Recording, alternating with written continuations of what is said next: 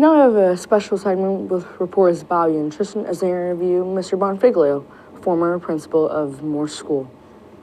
Welcome back. I'm Robert English. And I'm Tristan Mawyin. Joining us in the studio is Mr. B, the first principal of Morse School. Welcome. Thank you. Thank you. It's so good to be back here. I've been away much too long. I thought I might forget the way, but I had no worry. My car knew the way perfectly. I would like to thank Mr. DeFino and his newspaper staff for inviting me. They are to be congratulated for their outstanding work on the school newspaper just printed. Special thanks to Tristan and to Robert, who are today's reporters for the newspaper. I appreciate your sending me the questions. Before we get to the questions, I must say it just doesn't seem possible that this year marks the 50th anniversary of the school. I actually did the mental math to be doubly sure. The school opened in 1965. Yes, 50 years later comes to 2015. Now, on the one hand, it's as if that happened rather quickly. But on the other hand, 1965 seems long, long ago. Perhaps it's just how you look at it. Then came the thought that 50 years is actually a half a century. Now, that's impressive. Our son, Coach B, who teaches phys ed here, always says, it is what it is, and so be it. Now, the plan, as I understand it, is that Tristan and Robert will take turns asking the questions. And so, question one. How long were you principal at Morse School? First, I'll give you some background. The year was 1964-65. I was a full-time principal with responsibility for 3 schools, the Glasgow School, the Malden School, and the Flatbush School. Dr. Dexter Arnold was superintendent at the time. Often he would come to the Glasgow School, and he would always ask me what I thought about the new school being built in Blue Mountain. And as I recall, I would generally say it was very exciting to have a brand new elementary school in the district. Well, this scene was repeated several times, again, and still again. And then came the day I'll never forget. Dr. Arnold looked me straight in the eyes and said, "You just don't get it. You're going to be the first principal of the new school, so start showing some interest." When I recovered from the shock, I mumbled something about being very happy with my job, that I had not applied for the new school, that other principals were applying for it. He stopped me and said in a stronger voice, "The Board of Education has already decided that you will be the first principal of the new school, so start showing some interest." And so it was. It did come to pass. I packed my bags and I came to Blue Mountain. As it turned out, I thoroughly enjoyed being principal here. Not at first, and I'll talk about that later, but forever after. In fact, I enjoyed it so much that I remained for almost 25 years. A quarter of a century. I must say I'm very grateful that I'm still here 50 years later. I still try to be active. I still try to be involved. All I can say is, thank God. Question 2. Who was Grant Morse? Okay, Grant D. Morse. Dr. Morse, as we know him, came to Saugerties in 1924. He served in our school system for 39 years, a brief time as the high school principal, and 36 years later as superintendent. Do you know the superintendent's name now, Yes. Tristan? Mr. Turner? Yes, you better know it. Mr. Turner's the superintendent now. Anyway, what is now the Cahill School was originally a K-12 school that was kindergarten to senior high. And this is where Dr. Morse had his office. He was an excellent educator, but he was very strict, and there was not much fooling around. Dr. Morse was very interested in the language arts subjects. Do you know what they are? Yes. ELA. Yes. Reading, writing, English. He also promoted instruction in foreign languages, namely Latin and French. When I was in high school, I studied Latin for 3 years. Under his leadership, Sorgetes was the first school in New York State to offer driver education. Now, that was very important. Eligible students could learn to drive while in high school with a certified teacher and the school's car. To this day, Dr. Morse is still remembered for 2 of his famous quotations. I think you know one of them. Either one of you? No. No. Yes, we saw the sign earlier. Don't Oh, don't make mistake. excuses. Oh, yeah. Make good. Okay, and the other one was today's work today. They applied then, and you know, they still apply today. His children gave me the sign which always hung on the wall behind his desk. On a different note, Dr. Morse enjoyed being advisor for the high school yearbook. Its name was the Sawyer. When I was a senior in high school, 1945, I was named editor. Dr. Morse had several hobbies. One was beekeeping, and this hobby was passed on to his son, Roger. Roger was in the same class that I was all through high school. He went on to be a professor at Cornell University. Something that's not commonly known about Dr. Morse is that he liked to write poetry, and I was honored to be given a set of his poetry, the poetry books, that is, by his family. And so when this school was being built, a proclamation was issued that the school in Blue Mountain would bear the name Grant D. Morse. Okay, question 3. How are you selected as principal of Grant T. Morris? Again, some background information. I began my college education at SUNY New Paltz after graduating from Sorgetes High School. That was 1945. As a college freshman, I was drafted into the United States Army. World War II was still being fought. After basic training, I was sent to Okinawa, the last big battle with the Japanese. Thankfully, after 80 days of terrible fighting, the war ended. I was assigned to military government, and after close to 2 years, I was discharged as sergeant major. I then returned to college to resume my studies, which I completed in January 1950. And I started my actual career in 5th grade in Troy, North Troy, New York. I was very lucky. Those were the days when superintendents came to the colleges to interview seniors. Fortunately, when Mr. Treharn, the superintendent, came to New Paltz to hire a teacher to finish the year, the dean's office recommended me. And right after the interview, he offered me a job. And so I became a member of the Whipple School. I was very excited, but the following year I was persuaded to take a job in the Glasgow School, which was the school that I attended myself. There were still teachers there who taught me. Guess what? They took me under their wings, and I had a great start.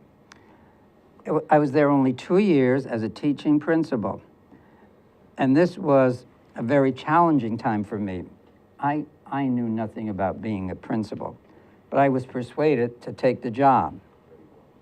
There I was having faculty meetings, observing teachers, handling budget requests, going to Board of Education meetings, conducting assemblies, and as if that were not hard enough, I was expected to teach 8th grade as well.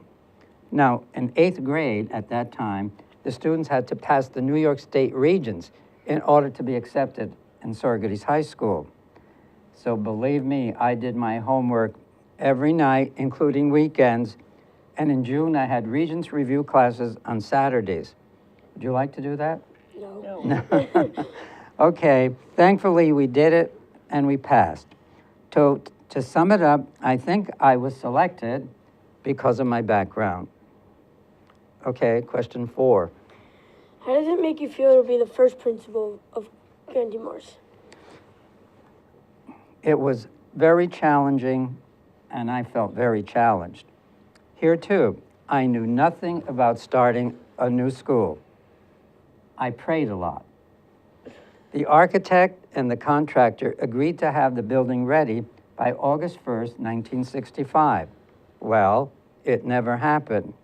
So when the school year began, it was still not completed. And so the students that were assigned here had to start their year 3 days later. This delay, plus the fact that it poured rain on our opening day, made it most memorable. Now, it's important to remember that we were all new to each other, the teachers, the staff members, and the students. Some came from all of the outlying areas, Blue Mountain, Malden, Cotsman, Asbury, Cedar Grove, Centerville. And even though we were in session, still the building was not really finished.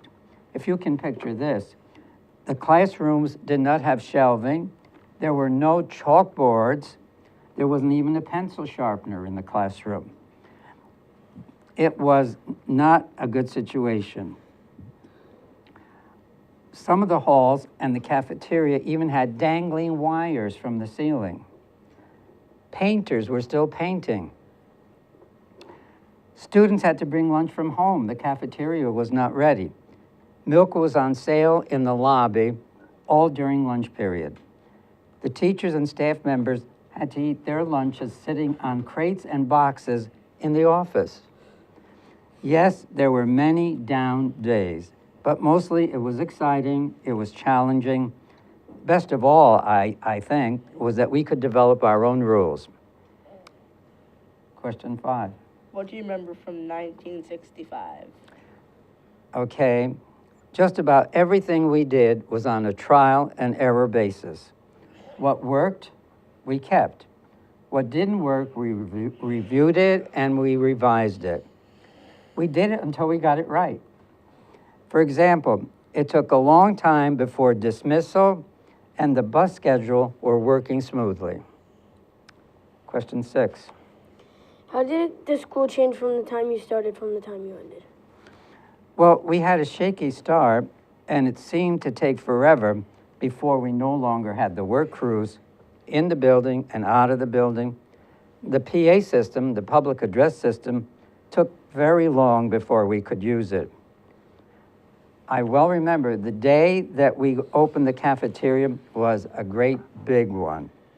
I don't know who was happier, the parents who no longer had to make lunch or the students who no longer had to carry lunch. As to how the school changed by the time I retired, I would just say we were very much on track and everything seemed to be going smoothly. Now, at the time I retired, there was an assertive discipline plan in effect. All the classes had 5 basic rules. The main idea was a good one. Teachers had the right to teach, students had the right to learn, and no one shall interfere with that process. Part of the plan involved detention. At Morse, we had a motto, CTB, choose to behave, choose to behave. There were rewards for good behavior and consequences for bad behavior. Do you know what that means? No. Tell me in your own words. You were rewarded if you were good, right? Mm-hmm. But if you were not good, what? You got detention. You got detention or some other form of... Lunch detention. Yeah, okay. I do remember having monthly principal parties for the deserving students from each classroom. On a lighter note, we finally had a yearbook, and we even tried dances for the upper grades. Now, the boys seldom danced. Do you have dances nowadays? Just social. Social? Mm-hmm. There's dancing involved? Yep. Do the boys dance? Yeah. Sometimes. I didn't go to Sometimes. Okay, well, that's a little improvement. Okay, very interesting. We had intramurals and we had faculty-student sports events. That's when Morse Mustangs came into being, as well as the school colors, red and blue. And as the years went on, we fine-tuned our assembly at the end of the year. It was a combination awards assembly and a time to focus on the sixth graders who would be leaving to go to junior high. And the three ships, if I can call them that, were always featured: scholarship, citizenship, and sportsmanship. Our parent-teacher organization, we called it PAT, P-A-T-T, grew stronger and better as the years passed. And their focus was always on the students, and as well it should be. After I retired, I began donating prizes for the sixth grade boy and girl who showed the greatest interest in the environment. This past June was my 25th year of doing this. Question 7. What did the property look like before the building was built? The voters of the district voted to build a new school. Now, it didn't pass the first time, it passed the third time, and this happened in June 1963. Can you give a wild guess as to how much this building would have cost? 100,000. I don't know. 100,000? Tristan, what's your guess? Like 100,000, yeah. You're agreeing with Bobby? The estimated cost was $1,130,000. Oh, wow. I wonder what it would cost today. What do you think? More than $1 million now. More, definitely more. Very good. Blue Mountain was chosen as the place for the new school. As for the property, the owner, James Polakis, sold 20 acres for $10,000, and that's $500 an acre. How much do you think it would cost today? The same, more, or less? More. Yes, everything's more. Mostly the property had a spongy soil, and much work was needed to get it ready for the new building. Question 8. Describe a typical school day in the early days of Grandee Morse. Mornings, I try to be outdoors on the sidewalk to greet the children. And then came the morning announcements, a welcome to the day, the Pledge of Allegiance, and the lunch menu. I still remember that pizza was the lunch that the students liked the best. Is that still true? Yes. I don't know. Some people like the nachos better. Oh, okay. No. Okay, I'll tell you the one that I liked the least. Hot dogs with sauerkraut. And why do you think I liked that the least? It had to do with the sauerkraut. You couldn't choose to put off the sauerkraut. Well, yes, you could choose that, but the smell of the sauerkraut went all through the building, and it lasted all day. In fact, I think probably right outside, visitors could smell sauerkraut before they even entered the building. Okay. This number 8, right? No, wait. Oh, okay. I just want to say that during the announcements, we always gave attention to special days, special weeks, special months. For example, October, we always observe Fire Prevention Week, and that's when we practiced a fire drill for the Centerville Fire Company. February had quite a few special days. Think now, what would we be announcing in February? I don't know. Yeah. You don't know a holiday in February? No. George Washington, Abraham Lincoln. Their birthdays? What do we call it now? President's Day. President's Day. It was also Black History Month. It was Dental Health Week. And there were even lighter days, Groundhog's Day and Valentine's Day. Also, teachers sometimes had special announcements that they wished to make, also students. The lunch period began at 11:15, and the school day ended at 2:50. Now, after dismissal, the teachers were generally available to give extra help to needy students. And also, after-school activities were offered. You probably have some of the same things still today. Art club, beginning band, advanced band, choir. We were very thankful that we had late buses. I just want to point out something about the art club. The Four Seasons mural on the wall in the cafeteria, that was done by students in the art club. We had an artist in residence, that was Tom Beecham, whose sons were students at Morse, and the mural was started during the school year, but it was completed in a summer session. And we always thought of it as very special. It was a very different way of showing the seasons. Question 9. How does it make you feel to be able to look back at 50 years of Morse School? Actually, until now, I never really examined my feelings. In doing so, I would have to say I have a sense of pride. It seems to be turning out that we must have done something right that lasted 50 years. I would like to think that Morse was an outstanding school then, and that Morse is still an outstanding school today. You know, it appears that we planted the seeds of excellence and that most of them took. Question 10.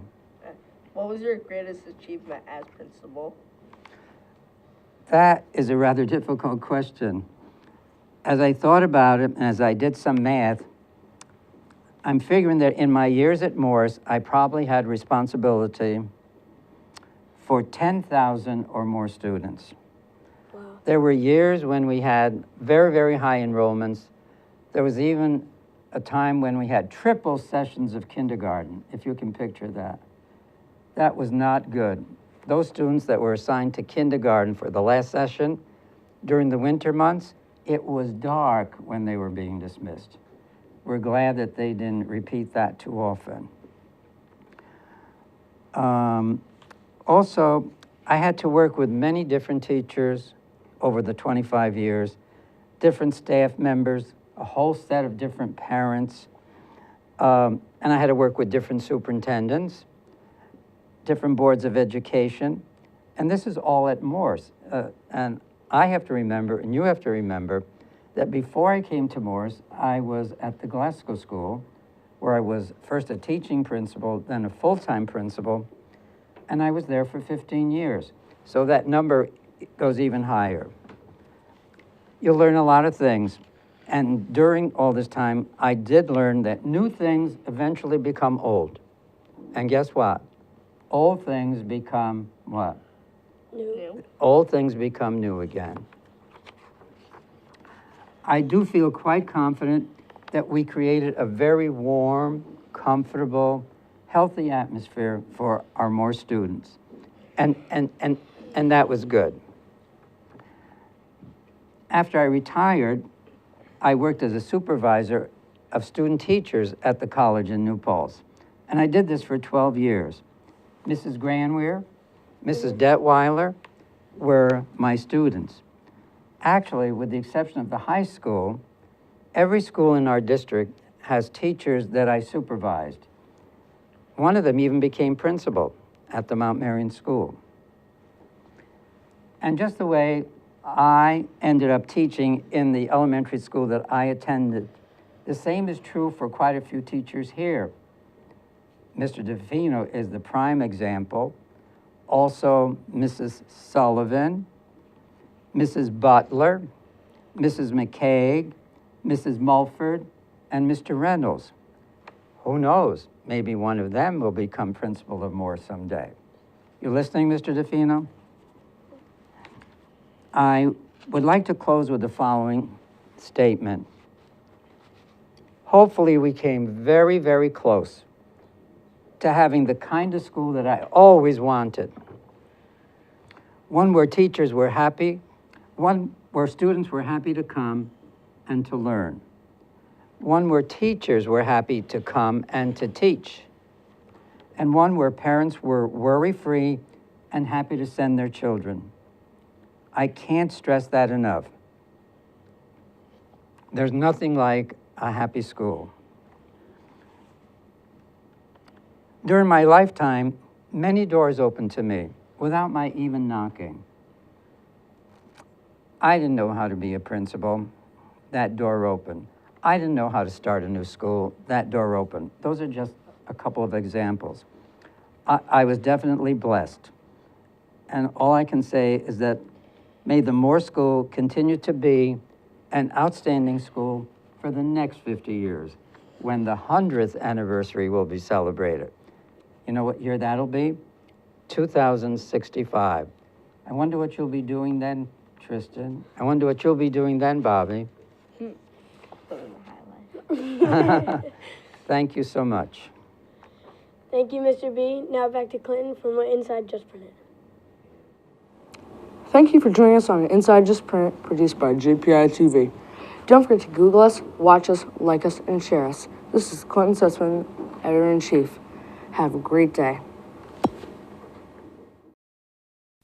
Google us, like us, share us. It's a JPI TV.